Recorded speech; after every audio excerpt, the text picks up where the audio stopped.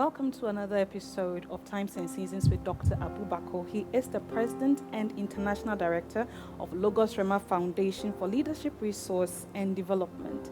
But he's not here alone. And as you can see, this is my first time here, but I'm super curious. There's so many questions in my mind, and I'm sure you are equally curious as I am. So, Dr. Bako, you know him, deemed it right to invite experts on these two topics, or should I say these two main areas for now. A pharmacologist called Mr. Daniel Afriyie and an epidemiologist who is actually Dr. David Nana Adjei. So welcome to Times with Dr. Bako. Thank you so much. Well, me, I'm curious. I'm a nutritionist, but I'm super curious because these things can be very confusing. I want to start with the numbers, Doc, if you permit me. Yeah. Because it started with 2, it became 3, then I had 7. Can we make extrapolations so that, so many questions, sorry, I'm really curious. Can we make extrapolations so that we can tell that this can spread to this part of the country? Is that what is informing the partial lockdown? Do you suspect a full lockdown? Well, I'm sure you're curious, so let's see what doctor has to say. All right, so first of all, the numbers are real, and we shouldn't panic about the numbers because it's also good that we are seeing the positive ones, and it's because of what have been put in place.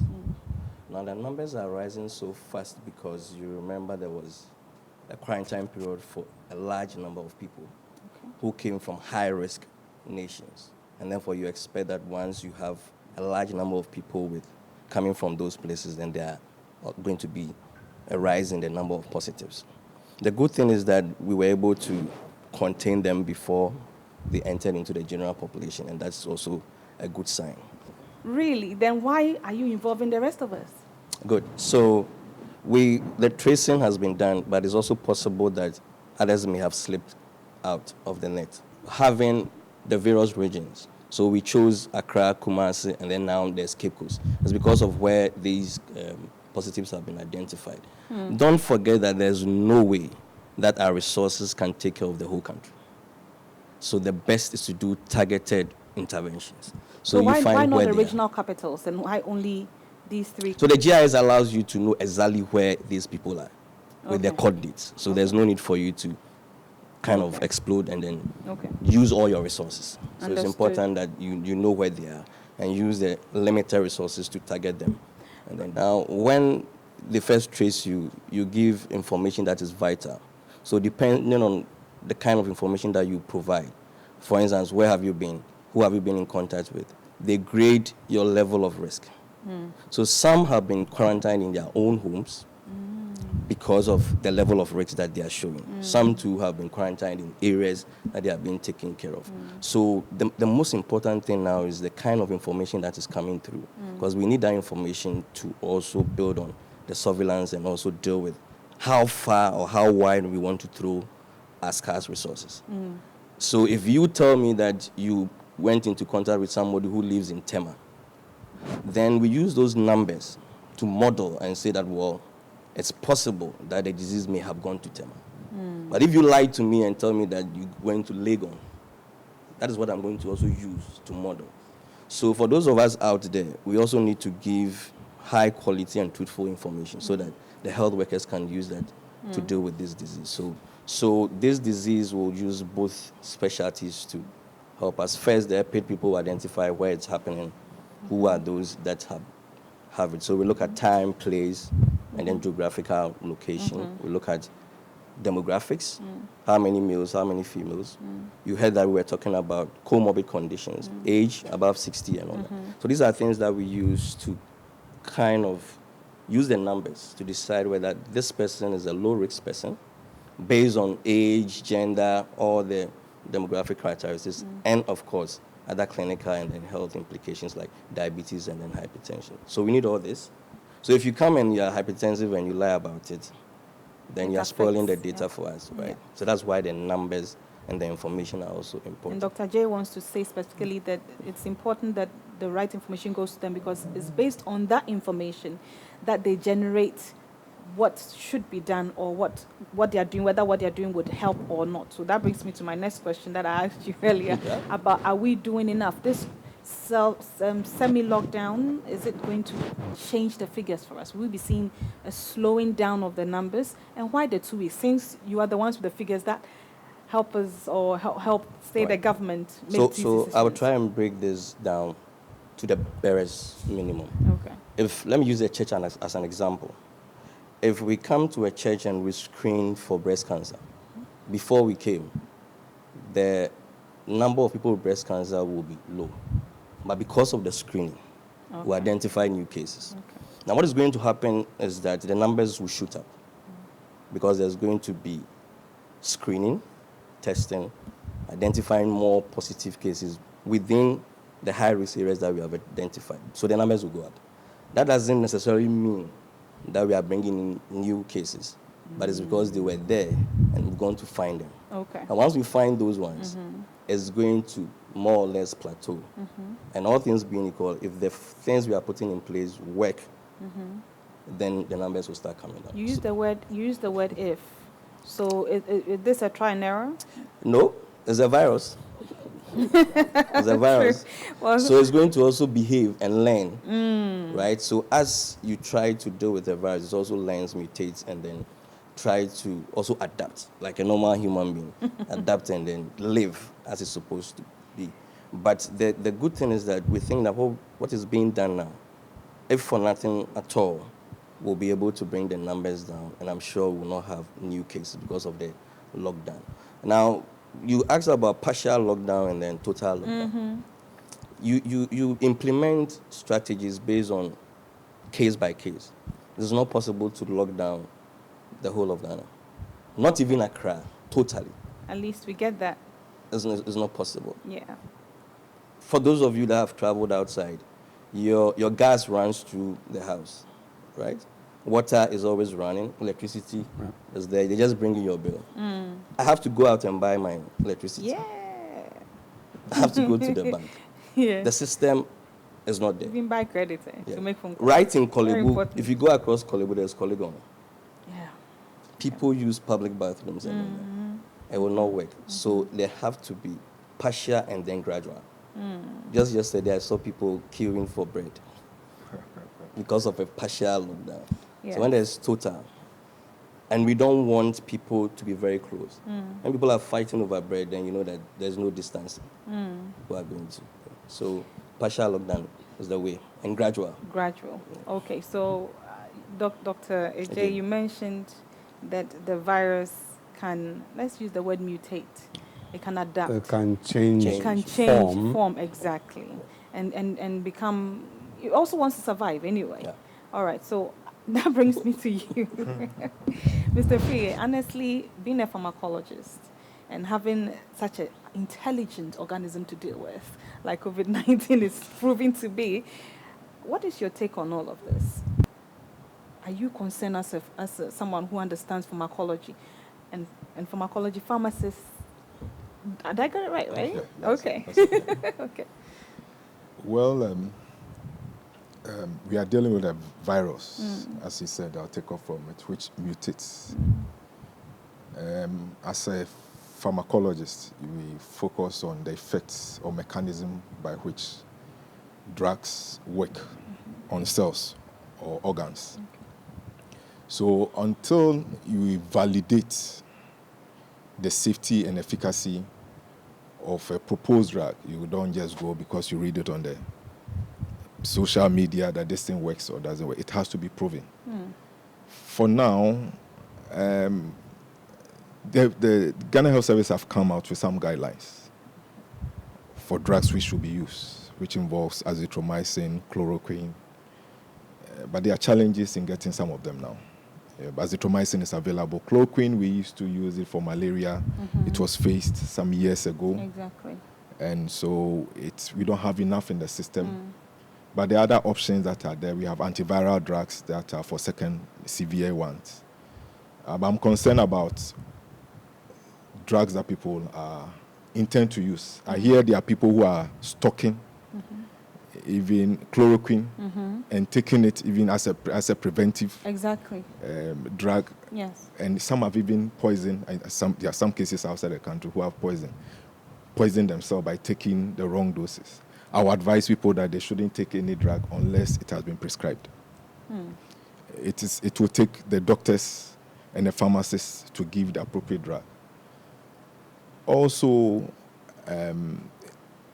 it's a new virus that has mutated out of the corona. They said they have the serious virus. They said they have a broad spectrum of one of the episodes, yes, the virologist did explain to us, we've always had corona with us. Yes. But this novel. It's a novel one. Am I on? Yeah, well, obviously, I would let him finish, but the key point here is that for almost every flu that you have, not every, but for almost, because the corona is just dealing with the fact that it has a crown, you know, because of the protein coating that, you know, So it is the appearance that is used for description.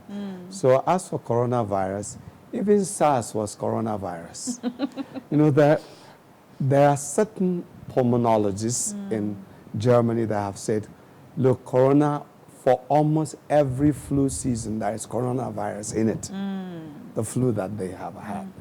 But the challenge has been that this particular strain mutated to this level they had not seen before.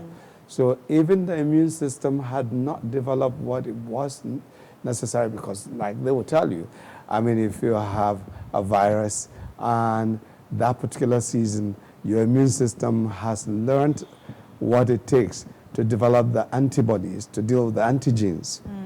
That is, whatever disease was coming in, your soldiers have been able to fight and keep them out.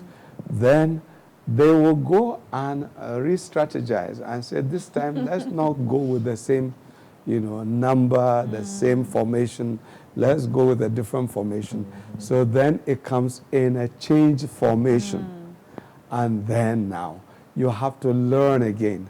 That's why when we're dealing with immunology, we talked about the aspect of non-specific being innate, and the specific being something that you have to acquire, because your immune system is also learning. But as it is learning and trying to develop whatever to kill whatever, including your T cells and all that, killer cells, this one is also developing survival tactics.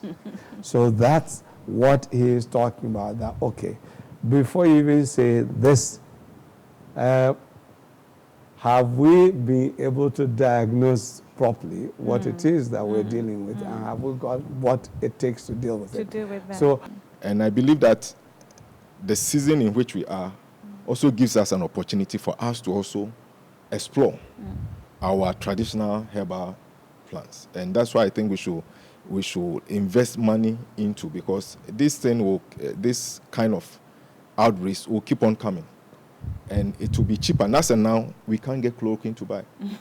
True. And it's among the first lines we should use to manage. And even in America, it will take months. The big farmers are saying that 4 to 5 months to get. I hear, I was just told just before I came on, said that Israel has shipped some quantities to America. That should tell you that we don't have enough stocks. And so there's need for us to also develop our own. There are a lot of claims that have been made by the Center for Scientific Research and then the Association for Traditional Herbal Medicine. Some of them we have used over years, and we have known them to have antiviral. But you see, before something can be marketed to the nation or even internationally, it has to be scientifically proven that it is safe and it's efficacious. Wow. And that's where our challenge is. Much more research needs to be done. There's a question on the tip of my tongue, so by you finish. There's a question on the tip of my tongue. Yes, so that's why we need to spend resources, because now we can't even get the chloroquine to buy. And we are expecting to manage the cases that come. Mr. Free, yes. if I may. Sure. You mentioned how WHO had made a statement, but every country do what they want to do. I'm very curious that did chloroquine go through? Did you say every country can do what they want to do? Yes, people interpret policies. Okay. I have to put it that way. When international policies come out or WHO gives guidelines, the word is guidelines. They never put it in as laws. They are guidelines. Countries interpret it and then make it suitable for what's going on in their country. Sure. I'm talking from nutrition point of view. I could be wrong medically, you can correct me, but from a nutrition point of view, usually that's what happens. When there's guidelines, there's SPN, there's so many other bodies that come with guidelines that guide practices and all that in nutrition fields and all that. That's why I'm coming from that point of view. But nonetheless, let's focus on the chloroquine issue, for example. Chloroquine, hydroxychloroquine or chloroquine, Hydroxychloroquine. I'm learning. I hope you're learning too. Hydroxychloroquine is much safer, so they recommend that one first. Okay. But my main question is this. Did whichever country that came up with chloroquine or hydroxychloroquine helped manage this? What gave them is it just by knowing the genetic makeup of the virus that they decided that, let's try chloroquine? Or there is some form of knowledge that influenced that let's try this drug or that drug? Obviously, they're not using their citizens as guinea pigs. Do you get what I'm trying to say? So if we also have herbal medications in that line, can't we also say we are doing a trial like that, which we know will not kill anybody because it's something that we use anyway, and malaria is in Ghana anyway. What if they have malaria anyway? So that is my question. Well, I agree with you. It all comes to the fact that we need to spend resources in doing research on our medicinal plants. So by the time we are faced with some of these challenges, we know those that work, and that we can also attest to it scientifically that they work. So we can shortlist. Yes. Okay. With what has happened and approval of the hydroxychloroquine for this, it had to take the Food and Drug Board. When you have instances like this, they issue certificates of urgency that at least with the small numbers, they've shown that it works. Okay. And you cannot wait for 2 months and 6 months, 1 year, and do post-marketing surveillance before you draw conclusion on it. You need to go in to provide it provides the results that you need. With reference to neem tree, I always say that when the whites came to this country, they said that we were unschooled, these people were unschooled, and we were dying from malaria. Yet our own people were taking the neem tree and resisting. Yes. So it tells you that the knowledge of efficacy of drugs does not reside in only conventional or orthodox medicine. We also have our own traditional medicines, which we have used over. That's why I cited obituary. They've used over decades. They know that they work. And if they work, it is a form of evidence that it works. Our challenge now is that we need to be documenting or researching and documenting what there's a short, even the hydroxychloroquine combination with azithromycin, it was a small number. They documented it. The evidence is there, clear. When they provided it, it was able to convince the Food and Drugs Authority in US or whatever, before they put it out in public, that it works. Our problem is that we don't invest into our traditional plans. We don't document them. And it will need government supporting. This is about time we spend money to invest in. As of now, because of the crisis, the whole world is turning to the scientific community for a solution. We cannot even get the hydroxychloroquine to support the azithromycin that we have here. If we had our own antiviral plans, which we know that it works, we can begin to give it to them now, whilst we wait, and combine it with even our orthodox medicine, because there are some that we can use safely. Some are known to have very low toxicity levels, and you can use it. That's how they came. In such circumstances, they said that necessity is the mother of what? Invention. Yes. And that's how they came out with this formulation. And we can also come out with our own formulation. Okay. Yes. So, yes, you want to say? Well, I just want to add that if you look at the medicinal plants that we have, if one should ask you what is contained in the neem tree that helps you to deal with malaria, will you be able to tell the person? Moi? No. That's a challenge that comes again. So we need to, in the process of documentation, you also need to identify what we call the active ingredients in those plants, which will lead to efficacy so that we can use them, and that's so important for us. Okay, let me quickly just come in here. We seem to have a bit of a challenge. You know, what is the challenge?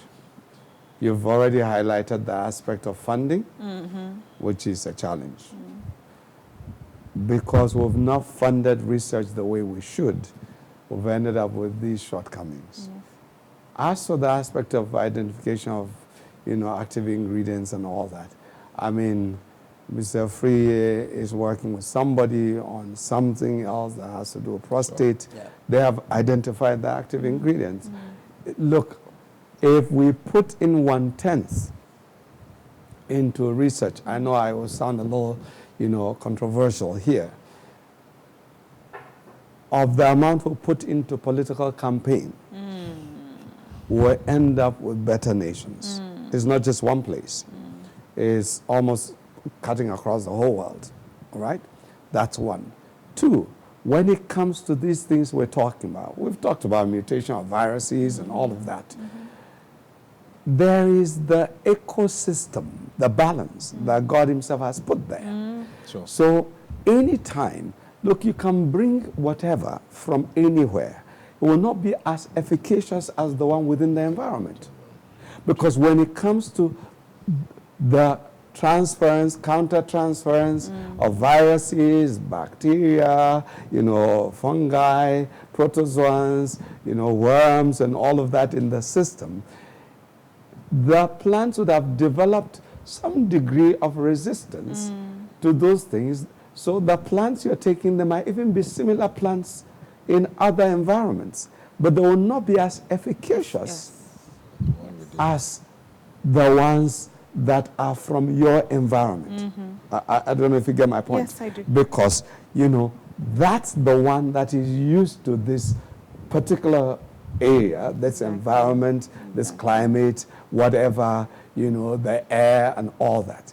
So it is important for us then to fund research, fund, development of herbal drugs. Pharmacognosy and herbal drug development is very important. And then when it comes to the epidemiologists, the pulmonologists, the virologists, the bacteriologists, the parasitologists, all of those all the logists. We need to now say, okay, what is our policy? What's our national policy in terms of scientific development? Where is our National Academy of Sciences? How about the technology? Because to be able to scale the production, you need the right technology, because if you're able to do things so fast, it makes all the difference. If you are not able to, unfortunately, we'll have quite some unnecessary challenges. Yeah. So we can say now, okay, yes, we want to talk about chloroquine. Chloroquine might not even be the best for us in our own setting. Who knows? It might be a different thing altogether. On that note, I say there's more to come when it comes to the science and technology aspect of times and seasons with Dr. Abu Bako. Please don't go anywhere, because we have that specialist I promised you coming up real soon. But he's also like me. He enjoys plants. So we'll have fun with that, because you know that on the previous episode, we had Mr. Afriyie, who talked more about pharmacology and the pros and cons and why he advocates for us to also try our own. And Dr. Abu Bako also did mention that why not? That was a summary of it too. Why not? We also had Dr. Adjei telling us all about how the figures work and why it's important to report the accurate thing that's going on with you if you are actually approached, or if you think you need to go and report something. All right, so my name is Asiedu, or Christiana Asiedu specific. I'm a nutritionist, and I'm as curious as you are about this COVID-19. So let's get on with the conversation. Prof. Asare, welcome.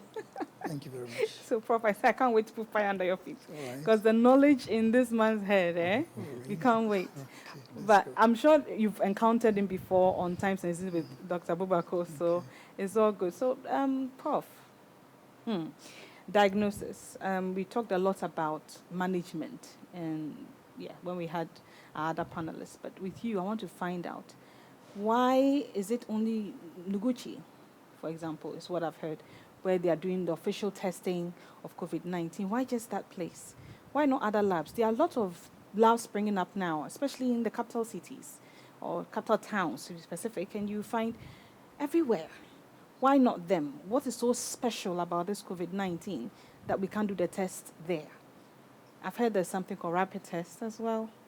There's DNA testing. Okay. Now, please do school us. Yes, because it's a virus, you need virologists to be involved. And one center where you can find virologists at that level is at the Noguchi Memorial Institute for Medical Research. When you say at that level, you Yes. mean at the COVID-19 mutation ability level? Precisely, at the level Okay. of understanding the Wow. virus, the nature of the virus, Okay. its mutational Okay. ability, Okay. and the right way to go around diagnosing medically. You need people to understand the nature of the virus first. And it isn't everyone in the field of medical laboratory sciences who has that level of understanding viruses. But do biomedical scientists like yourself, anyone who calls themselves a biomedical scientist, do they have that level of understanding? No, not necessarily. Most of us will have a general understanding of viruses, bacteria, etc. I'm in the area of chemical pathology, so I will not hold myself up as someone who is top when it comes to virology. That does not mean that I have no understanding of viruses or have not been schooled in viruses, but it's not my area of research. Understood. Yes. Understood. But Prof, if we have this gap, Daddy said, by the time they discover this vaccine or whatever, another virus is here, do we need more virologists in Ghana, in your opinion, or do we need to school our people in? We need a national this? laboratory policy. It's the policy that will guide standardization of laboratories. Once you have standardization of the labs, you have standardization of personnel. Okay. For example, you have littered all over the country different laboratory equipment from country A, country B, make C, make D. Every equipment will call for training. Then it means you have a mix of training. So at least at the governmental level, you would expect standardization of laboratories. Then you can say that for this level of laboratory, we need a virology lab, an immunology lab, we need a serology lab, chemical pathology lab, hematology lab. All these labs will then come together to give you that one big lab that can deal with any kind of emergency that comes up. That explains. But once you don't have the policy, you would underuse a virology in a laboratory that does not do virology. Let me even shock you. When it comes to microbiology, of which virology falls under, but when we talk of basic microbiology, dealing with bacteriology, not many labs around the country can handle bacteriology. Really? Yes. We have a lot of labs, private labs, that will have to send samples elsewhere because you need to create the right environment, a sterile environment. And that's expensive. And not all labs even handle, I don't want to go into details, even chemical pathology. Wow. So not until you have a policy, what kind of lab do you want to have at the national level, regional level, district level, down there? If you don't have that kind of policy guidelines, you will not have the right kind of personnel to deal with it. So talking about, COVID-19, you need virologists, you need people who can handle DNA extraction, for example, how to, I don't want to go very scientific, but we say amplify the DNA. Yes. You would need to, because you will be picking very low quantities of the DNA in the blood. You now need to blow it up, to amplify it. It's a whole technology, biotechnology. You need people who have the understanding, the knowledge, the background, and who have been trained in the area of biotechnology and have practiced. Do we have this? We do inculcate it in our training. But when they go to the centers to practice, if the facilities are not there, let me even break it down, put COVID-19 aside. Yes. How many labs can handle a paternity test? That's a very good question. Yes, because the principles are the same. That's a very good question. The principles are the same. So once you don't have the policy that will guide the type of lab you want to set up, the kind of personnel that you want, the specialties there, once you don't have, it's just like, anything goes. And when it comes to sicknesses and diseases, anything will not go. It would not do. Anything will not go. It would not do. No. But it's dumbfounding. Yes. It's dumbfounding. But with what we have, we only have Noguchi. Yeah, so we need to sit up as a nation. HIV came. We did not put structures in we don't have. It's not every lab that can tackle HIV. True. Ebola came. Now, COVID-19. It's here with us. What next? And I'm not saying it's here with us to stay. It will certainly leave. Yeah. But what next? We can't keep just sitting the So sidelines. that is why Noguchi was chosen. Now you can understand that the numbers are rising. It is overwhelming for Noguchi. Yes. The turnaround time is slow because if you have one center having to deal with it, you can't go that fast. Someone would say, I've seen the building of Noguchi before. It's huge. Why are you saying one center? Is it one small room? Because it's huge, but there are several sub-disciplines. It's a medical research institution. So there are several sub-disciplines. Bacteriology is there, chemical pathology is there, hematology is there, nutrition is there, so many of them. That is only that one unit that specializes in viruses that will have to handle this. It does not mean that other units don't have equipment to support that can do molecular work and DNA work. They do, but the direction is different. But can't they support? Can't they support during this time so if they have the equipment? At this particular time, you can say, right, let's pull in all the scientists who have the knowledge in molecular technology. That's number one. Yes. Number two, let's pull in all the equipment. But it's not that easy to pull equipment in because there's something called optimization of both the equipment and the procedure. I saw the technical people optimizing everything here for us to have this done. Yeah. You would need to optimize it. Optimization, I tell you, optimization can take months. It can take months. I can see Dr. Adjei nodding. You want to add something else? It can take months. Dr. Abu, do you want to add something to it? Well, I don't know what he wants to add, but the first thing I want to say is that is a very important point. We talked about paternity tests. Yes, That's yes, DNA, yes. all right? But for the viruses, from my little knowledge, you are talking about both DNA, RNA, in the sense that you're talking about the nucleic acid. That's DNA, the ribonucleic acid, and the ribonucleic acid.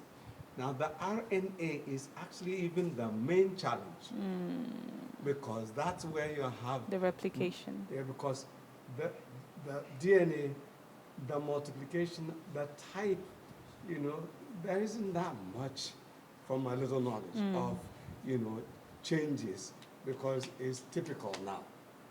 But RNA is almost like dispersion.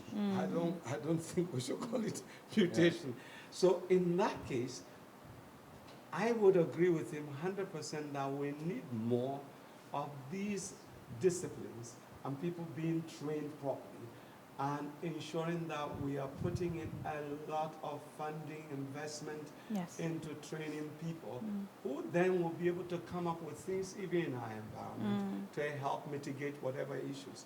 Because, hey, you are even treating something now.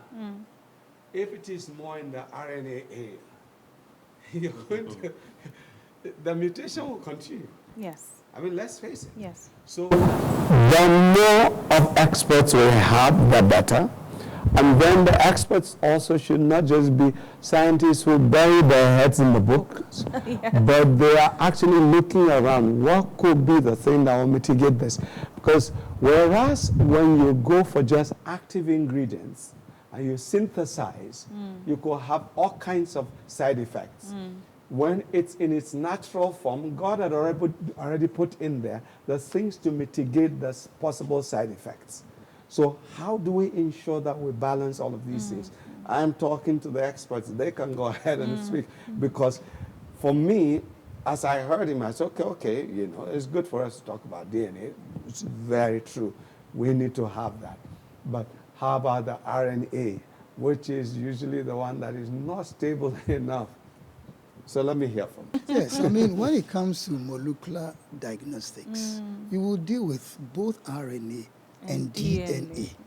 You will not limit yourself only to the DNA, because in the process, I don't want to be technical, but in some processes, we would prefer to isolate the RNA, and then we now come up with the cDNA because of the quality of results that we want to have. Well, so we will for those not. who don't know what cDNA is, like me, what does it mean?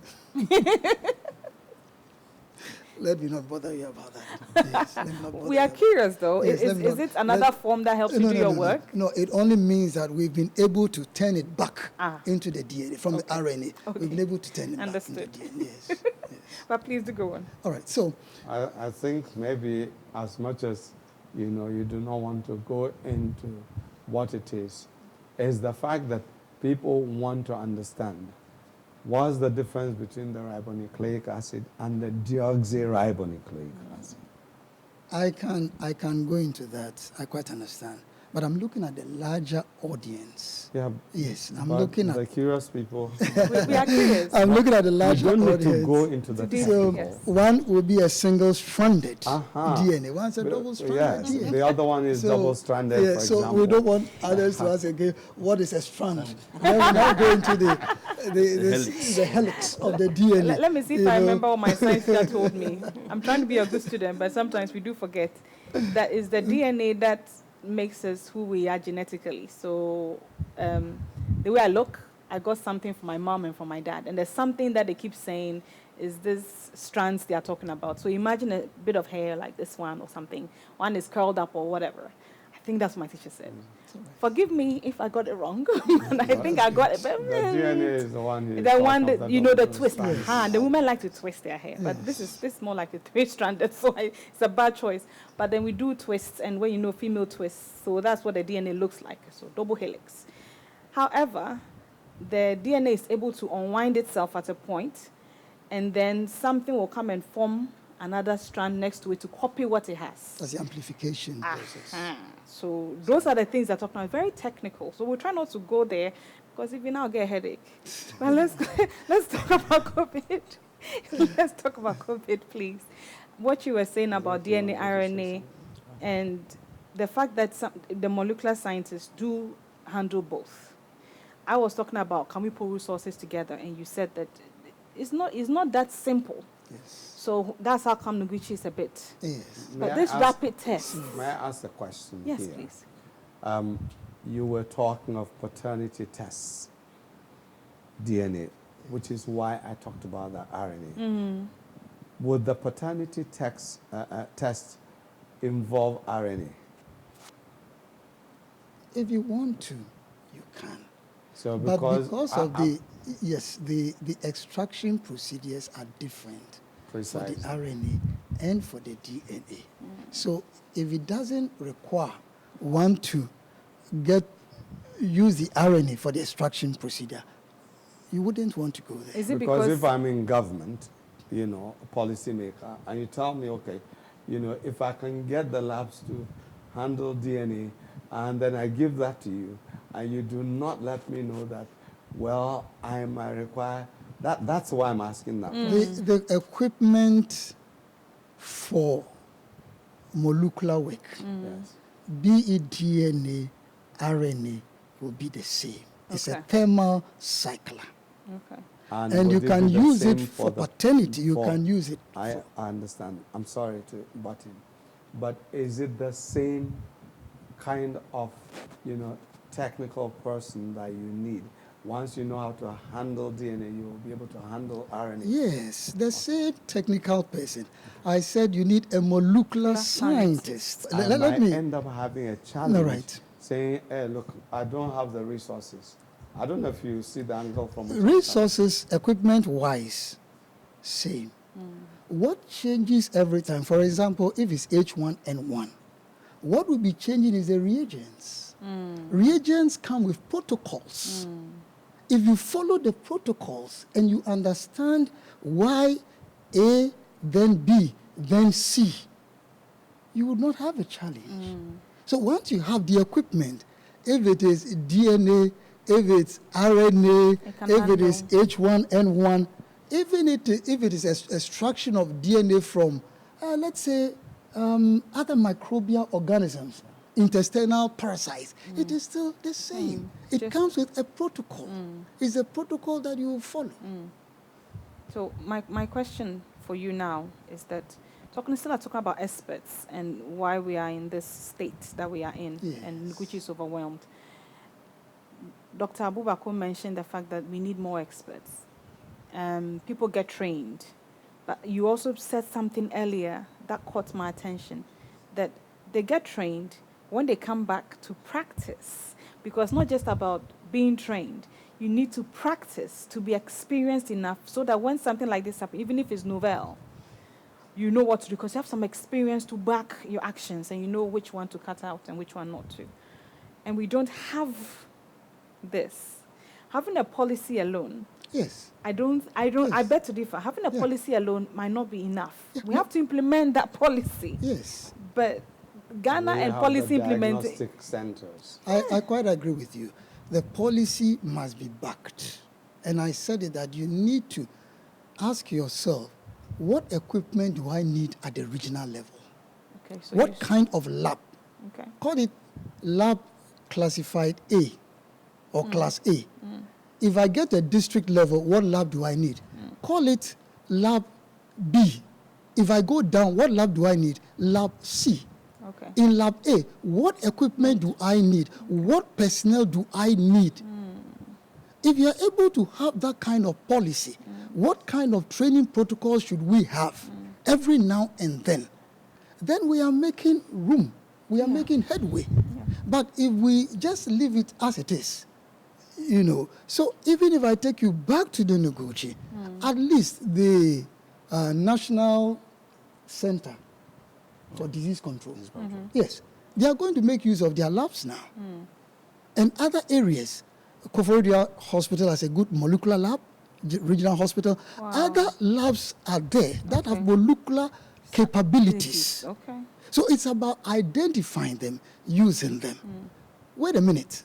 We are dealing with low figures. We are still dealing with low figures. Yes, comparatively. So if you identify 4, 5, 6, 7, 8, 9, 10 labs, okay for now. But I'm not saying that with this the figures will escalate. But if we are looking at figures from other countries that have escalated, what will you do? So you must have a policy where you must say that this should be the basic. Molecular training and molecular knowledge is basic now. As far as the training of medical laboratory scientists are concerned, it is basic. But, like we rightly said, thereafter, when they get to their various centers and the resources are not there for practice, what do we do? what do we do? You mentioned earlier about the importance of having not just experts, but a place where they can practice. You even gave examples of laboratory A, B, C, and all that. Let's say I'm the president of Ghana, and I come to you and I say, what do you mean by A, B, C, D? Is there a place I can go to get more knowledge on how can I put up these tests? Because I know next to nothing about molecular lab stuff. Where should I go? Should I come to you? Or is there a place I can go? Let's use what we are all familiar with. Right. So, for example, we all know that Kolebu is a tertiary hospital. Yes. It means that down the ladder, you have perhaps a secondary hospital. And then you have a primary hospital. Yes. It means that there are cases that the primary should be able to handle. Yes, that's true. And there are cases that should go to the secondary and cases that should go to the tertiary. Why will the primary not be able to handle tertiary cases? They may not have the expertise, they may not have the equipment, yes. They may not have the medication. It is the same with the diagnostic centers. Okay. That if you want to look at the community, then we have certain tests that they should be able to perform at that level. Beyond that, either because of equipment and reagents, etc., they will not be able to. Or sometimes because of the numbers that will come. The numbers may be so low that it's not economically good to resource that area. So you get to the next level where they can deal with it. Again, at that level, you may have certain tests that the numbers may not be that great. So they will have personnel and equipment that can deal with something much higher than the primary level. Then you move to the higher level, that will now have the big numbers, big equipment, more personnel, specialized areas. And then at the national level, you can think of it that way. Okay. So if you think of a policy and a policy guidelines that will be implemented, because God has been merciful to us in terms of HIV and our preparedness as nations and as a nation. God has been merciful to us in terms of Ebola and our preparedness. And now we are faced with COVID-19. What next? It means we have to be more proactive. We must have a policy that can be implemented to put us in a state of readiness, even to the point where we want to even do some simulation to see what will happen. Is there a framework? I would say that if government is interested in this kind of policy, government can contact the West Africa Postgraduate College. Is it in Ghana? No, West Africa is in Nigeria. The center is in Nigeria. Okay. But it's a postgraduate college of medical laboratory scientists. Okay. So all the ECOWAS countries are part of this. Okay. And it's a common platform for common training and for common policy.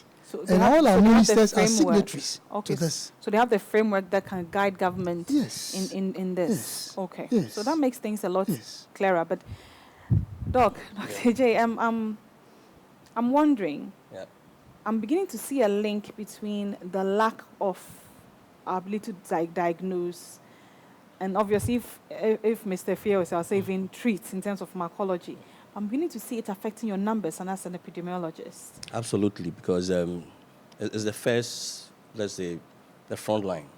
We have to wait for diagnosis to be done, and that's where we pick the numbers from, and then management and treatment will come in. Is that why, no challenge, but let me just go here. Is that why we keep getting health stats 2 years behind? Sometimes I wonder, is it linked to this? So we all agree that COVID-19 has opened all the weaknesses that we have in our health systems.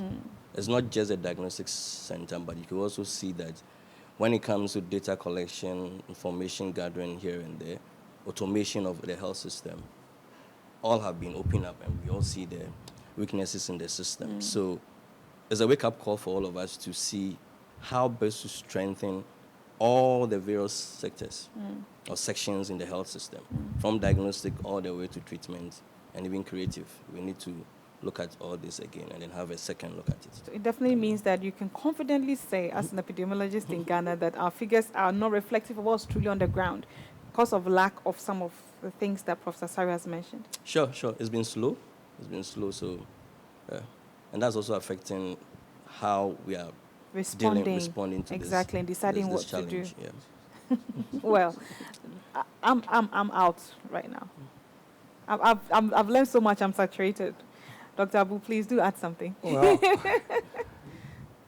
obviously, if you're talking about the things that they've said, everyone has done such a splendid job of, saying the things that need to be looked at. So we do need these.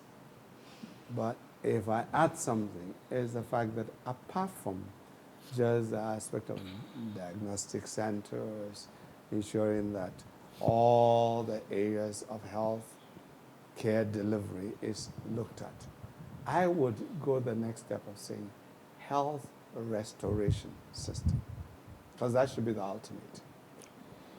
Because is health, not healing. That should be the focus. In which case, that will require prevention, which is better than cure. Yes. What do we do? I do agree that we have the aspect that has to do with, viruses. You heard about bacteriologists and all that bacteria, all the other things. I don't need to go to all the 5 that I've mentioned several times.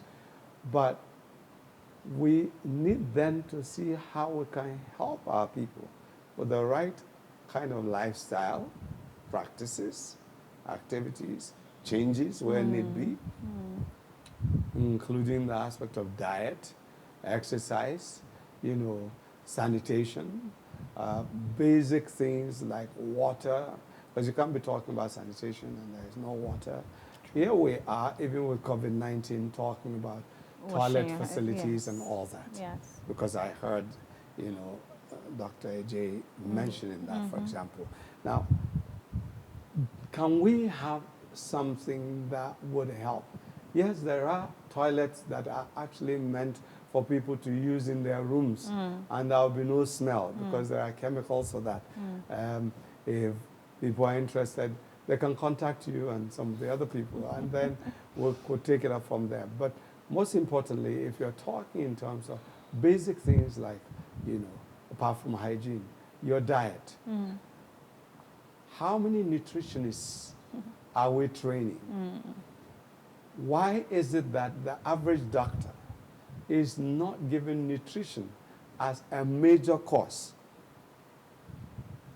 Because, hey, your food is your medicine. Your medicine is your food. Yes. Hippocrates. And doctors are still being sworn in, taking the Hippocrates oath. Now, how come we're not making the food our medicine and our medicine our food? Why are we now going more into allopathic, medicine and more pharmaceutical drugs than what should have been the original medicine? Yes. Because for China, for example, if I may add in conclusion, it appears to me that TCM, traditional Chinese medicine, really helped them. And, if the figures are correct, he's also medical statistician. If we take it that they are not, feeding us with false figures, then their recovery rate is 92% as at this morning, as their recovery rate for the Chinese. So really, it means that we're no more just talking about infection and then, fatality rates, but if the recovery rate is 92%, is it possible then that we can look at what we have locally that can help us so our people will recover and will be able to even, for lack of a better word, mitigate whatever spread is there, arrest it somewhere along the line, and ensure that people have robust, like I usually would love to call it, bulletproof immune system. Yes. So you being, the one interviewing us today and being a nutritionist, maybe as you round up, you can actually tell us some of the things that need to be done. Okay. Hoping to dodge that, but nonetheless, it's important that I tell you the little I know about immune systems. It's nutrition, or should I say our food, does more than just make us look nice. Especially as we think about how nice you look, your body size, and or weight loss or weight gain for those who are trying to build up. It also helps us or determine how well we heal. So if you cut yourself, some people will realize that when they cut themselves, no matter how slim they look, it takes a longer time for them to heal than the other person. This other person's hair grows better than the other person. Their eyes look better. They don't have any funny thing on it. Some people have cracked lips easier when it's Hamatan. Anytime there's Hamatan, someone gets a flu. The other person doesn't. All this is determined by what you've been eating. Food preps you for issues, health issues. It preps your body. Now, there's so much going on about immune system, and people are selling stuff for hundreds of cedis to boost your immune system. It's an immediate boost and all that. That's fine, but I say that why don't you boost it in a way that will last for you and be that bulletproof that Dr. Bo has been talking about? So what do I do for myself and my family? I can't tell you everything because we don't have enough time, but I'll give you this one thing. Our natural herbs and spices that we have in our own kitchens. When I say natural, I mean natural. Natural. Nothing weird. Nothing that you don't know. If you can see the leaf or the stem or the flower bud, they're all natural. Not something that someone has grounded and added stuff to it that you have no idea about, okay? So the natural spices that we have in our own kitchens actually pack a punch when it comes to immune boosting. In addition to the fruits and vegetables, the colorful foods that you eat also, every color of food, there's no time to go into it. I'm sure Prof. Asare would have told you about the different chemicals that you will find in foods just based on the food color. So the different colors of food, natural color of the food also is telling you that they have different chemicals in them that now is called phytochemicals that help you also boost your immune system, fight diseases, and help you, I call it like a natural balm, heal you from inside out. So you glow without makeup. Today I needed some though. You glow without makeup. You're always strong like Dr. Abu. You would not believe his age. I'm not telling. And you're going to be just amazing. Fertility, you don't have fertility issues. And they even help actually in balancing hormones. We are talking about COVID-19 as if it's the only thing to focus on. But there is more to come. And if you want to survive as a people, if you want to survive and your family to survive, you need to eat well. The vegetables, the fruits, even cassava, even tubers like potatoes, they're different colors. Have you noticed? Different colors, they all count for something. So make your food as colorful as possible. Use natural spices. Avoid so much salt, please. It won't help you. And don't get hung up on only one thing that you read online. Make it a variety. That's all I have to say because there's not enough time. It's not enough time. But thank you so much for spending time with us on Times and Seasons with Dr. Abu Bako. It's been amazing having everybody here. I've learned so much, so much, that I was even forget some of my own nutrition tips. But nonetheless, thank you. And see you again soon.